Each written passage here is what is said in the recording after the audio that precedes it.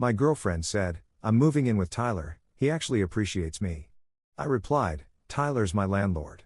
I own the building." My name is Marcus, I'm 35, and this is the story of the most spectacularly backfired breakup I've ever witnessed. I need to give you some context about my life because it matters. I'm a software developer, but that's not where most of my income comes from anymore. About 8 years ago, I bought a rundown triplex in an up-and-coming neighborhood with money I'd saved and a small inheritance from my grandfather. I spent 2 years renovating it myself, nights and weekends, learning plumbing and electrical on YouTube, calling in favors from friends. By the time I finished, the neighborhood had gentrified significantly. I rented out 2 units and lived in the third. The rental income covered my mortgage plus extra. Over the next 6 years, I repeated this process 3 more times. I now own 4 buildings with a total of 11 rental units. Between my tech job and rental income, I'm doing well. Very well. But here's the thing, I don't look like I'm doing well. I drive a 2015 Honda Civic. I wear jeans and hoodies. I live in a modest 900 square foot apartment in one of my own buildings. I'm not cheap, I'm just not flashy. I'd rather invest money than spend it on status symbols. My friends know about my properties, but I don't broadcast it. Which brings me to Vanessa. I met Vanessa 2 years ago at a friend's barbecue. She was gorgeous, I'm talking way out of my league. She worked in fashion marketing, always looked perfect, had that effortless cool that I've never possessed. When she laughed at my jokes and gave me her number, I felt like I'd won the lottery. We started dating, and for the first year, things were great. She was fun, spontaneous, always planning interesting dates and dragging me to art galleries and rooftop bars I'd never have gone to on my own. She made me feel like a more interesting version of myself. But around month 14, I started noticing changes. Vanessa began making comments about my lifestyle. Why didn't I have a nicer car? Wouldn't I be more comfortable in a bigger place? Did I really need to spend my Saturdays playing Landlord instead of going away for weekends? I explained that I was building long-term wealth, that my choices were intentional. She'd nod, but I could see the disappointment. Then she started comparing me to her friends' boyfriends. Chad just got promoted to senior account executive. Derek bought a Tesla. Brad took his girlfriend to the Maldives. I'm happy for them, I'd say. But that's not really my style. Maybe it should be, she'd reply. The turning point came about 6 months ago when one of my tenants, Tyler, moved into the unit directly below mine. Tyler was a 28-year-old investment banker. New to the city, looking for a short-term lease while he house hunted. He was exactly the kind of guy Vanessa apparently wanted me to be, expensive suits, luxury SUV, always jetting off somewhere for work. Tyler was also polite, quiet, and paid rent early every month. Model tenant. Vanessa met him one day when we ran into him in the building lobby.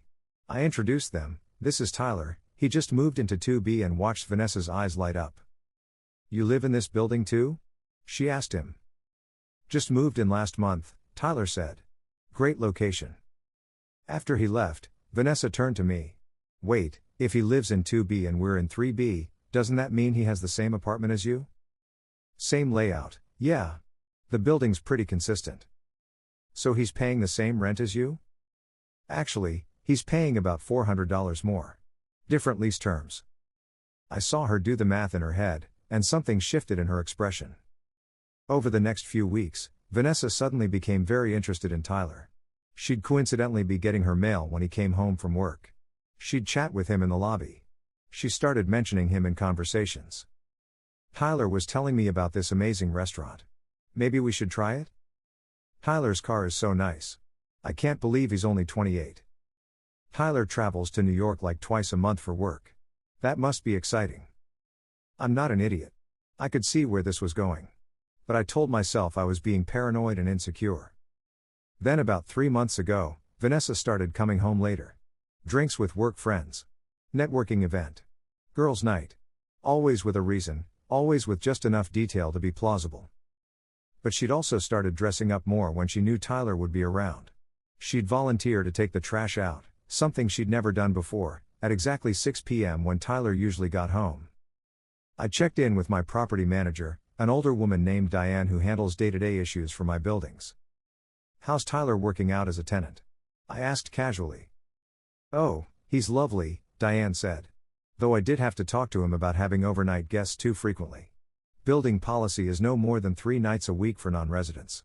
He apologized, said he didn't realize. My stomach dropped. Did he say who the guest was?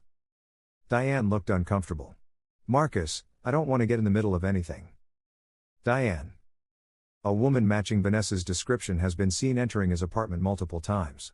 I'm sorry. I sat with that information for a day. I could have confronted Vanessa immediately, but something told me to wait and see how far she'd take it. 2 weeks later, I got my answer. I came home from work on a Wednesday evening to find Vanessa sitting on the couch, looking nervous and defiant at the same time. We need to talk, she said. Okay. She took a breath. Marcus, I don't think this is working anymore. What isn't working? Us. Our relationship. I feel like we want different things. I sat down.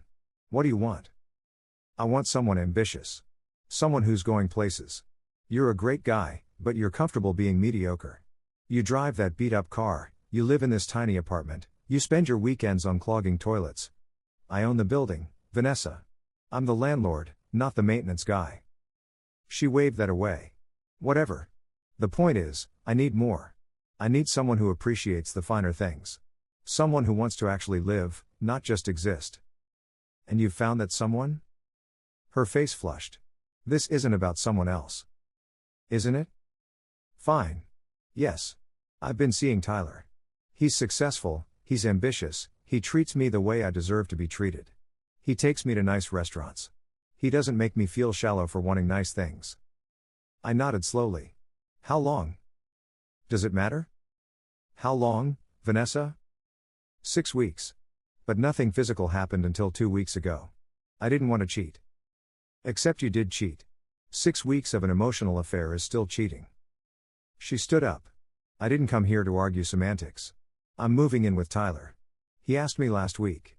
He has the same apartment as you, so I don't even have to move my stuff far. She actually laughed at that. You're moving in with Tyler? Yes. He actually appreciates me. He sees my value. And before you try to guilt trip me, yes, I know he's your tenant. I don't care. You don't own people just because you own property. I sat there, processing. Part of me was hurt, I genuinely loved her. But a larger part was just amazed at the situation. Vanessa, there's something I need to tell you. If this is some last-ditch effort to get me to stay, Tyler's my tenant. I'm his landlord. I own this building. She blinked. I know. You just said you're the landlord. No, I don't think you understand. Tyler doesn't own this building. He doesn't manage it. He rents apartment 2B from me. I own the building. This building. The one you're standing in. I watched her face as the implication slowly dawned. But he pays more rent than you. Because he's a tenant paying market rate. I'm the owner living in my own property. My mortgage payment is about half what he pays in rent. But his car, his job, the restaurants. He's an investment banker drowning in student loans who leases a car he can barely afford. I know because his rent checks have bounced twice, and when Diane ran his background check, his credit score was 640. I gave him a chance anyway. Vanessa's mouth opened and closed. You're lying. I pulled out my phone and showed her the property deed. My name, clear as day. I own 3 other buildings too. 11 rental units total. The beat-up car is paid off. This tiny apartment costs me $800 a month in mortgage payments while generating $4,200 a month in rental income from the other 2 units. I'm worth about $2.3 million on paper, not counting retirement accounts. She went completely white. Tyler's a nice guy and a decent tenant, I continued, but he's leveraged to his eyeballs and spends every dollar he makes trying to look successful. Which is fine, that's his choice. But you've been comparing me to an image he's carefully constructed while leaving me for being exactly what you claim to want, financially stable. Why didn't you tell me? She whispered. I did tell you. Multiple times. You just didn't listen because it didn't match the story you wanted to believe. You decided I was mediocre and nothing I said could change your mind. She sat back down, looking dazed. So when you said you were building long-term wealth? I meant it literally. The buildings, Vanessa. I was literally building wealth through real estate. I thought you meant, like, a 401k. I have that too. We sat in silence for a minute. I need to think, she said finally. About what? About us. This changes things, Marcus. If I'd known. If you'd known I had money, you wouldn't have cheated on me with my tenant? That's your argument? That's not what I meant. That's exactly what you meant. You left me because you thought I was broke. Now that you know I'm not, suddenly you need to think. The answer is no, Vanessa. We're done. You can't just decide that. You already decided it when you moved on to Tyler. You wanted someone who appreciates you? He's one floor down. Go be appreciated. Her expression cycled through shock, anger, and then calculation. If I move in with Tyler, you'll evict him. I know you will. Actually, I won't. Tyler's been a decent tenant aside from the bounced checks and having an affair with my girlfriend. He has a lease through August. I honor my contracts. Then we'll stay. No, you won't. Because I'm choosing not to renew his lease when it expires in 3 months. I'm converting that unit to short-term executive rentals. Better margins. Diane's been recommending it for months. I could see her doing the math. 3 months until Tyler needed to find a new place, probably couldn't afford anything comparable. Would the relationship survive moving somewhere cheaper? This is revenge, she said. No, this is business. I was already planning the conversion. Tyler was always temporary. But I'll admit, the timing works out nicely. Vanessa tried for 2 more hours, crying, arguing, apologizing, promising to change. When none of that worked, she tried seduction. When that failed, she went back to anger. You're going to regret this. Tyler treats me better than you ever did. Then you should get downstairs. I'd hate to keep you from someone who appreciates you. She grabbed some clothes and toiletries and stormed out. I sat in my apartment for a long time after she left, feeling a weird mix of relief and sadness. Then I texted Diane, Vanessa and I broke up. She's moving in with Tyler in 2B. Just FYI for the overnight guest policy. Diane responded immediately, want me to start eviction proceedings for lease violations? No. But let's start looking at executive rental management companies. I want to be converted when his lease is up. With pleasure. The next 3 months were fascinating to watch, though I tried not to pay too much attention. Tyler's fancy car disappeared, repossessed, according to Diane. He started taking the bus to work. The expensive dinners stopped. Vanessa's Instagram went from constant posts about restaurants and cocktails to nothing. I ran into them once in the lobby about 6 weeks after the breakup. It was awkward. Tyler looked embarrassed. Vanessa looked furious. How's it going? I asked politely. Fine, Tyler muttered. Great, Vanessa snapped. Everything's great. They didn't look great. They looked stressed and miserable. 2 weeks before Tyler's lease ended, he knocked on my door. Marcus, can we talk? I let him in. He looked rough, exhausted, anxious. I know I screwed up, he said. With Vanessa, with the situation. I didn't know you two were serious. She made it sound like you were basically roommates. We were together 2 years. He winced. I'm an idiot. Look, I know you're not renewing my lease. Diane told me. I get it. But I'm in a bad spot financially and I can't afford anything else in this neighborhood. Is there any chance? No, I said, not unkindly. The unit's already committed to a corporate rental program. But Tyler, real talk? You need to scale back your lifestyle. That car, the restaurants, trying to keep up with your coworkers, it's drowning you. Vanessa likes nice things. Vanessa liked the idea of nice things. There's a difference. How's that working out, by the way? He slumped. She's mad all the time. Mad I can't take her out. Mad about my car situation. Mad we have to move somewhere cheaper. She keeps talking about how different things would be if she'd just stayed with. He stopped. With me? Yeah. I almost felt bad for him. Almost. Tyler, let me give you some free advice. A woman who leaves someone for you will eventually leave you for someone else. Vanessa didn't want me or you. She wanted a lifestyle. When I couldn't provide the image she wanted, she moved on. When you can't provide it, she'll move on again. She says she loves me. Maybe she does. But she loved the investment banker with the Audi more than she loves the guy taking the bus. Just something to think about.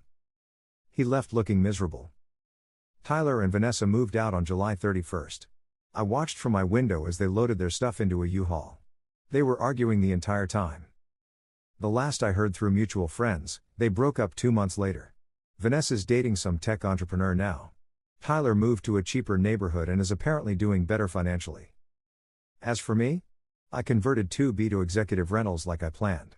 It's generating 40% more income than the long-term lease was. I'm dating someone new, a teacher named Sarah who thought it was hilarious when I told her this story on our third date. So she left you for your tenant not knowing you were the landlord? Sarah laughed. That's like a sitcom plot. Pretty much. And she came running back when she found out you had money? Immediately. Good for you for saying no. That takes strength. Sarah drives a 2012 Toyota and lives in a studio apartment and splits every check. She's also the smartest, kindest person I've met in years. We're taking things slow, but it feels different. It feels real. Here's what I learned. Some people love you for who you are. Some people love you for what you represent. And some people only love the version of you they've imagined in their heads. Vanessa never loved me. She loved the idea of dating someone successful, and when I didn't match her definition of success, she traded me in for an upgrade, except she upgraded to a facade.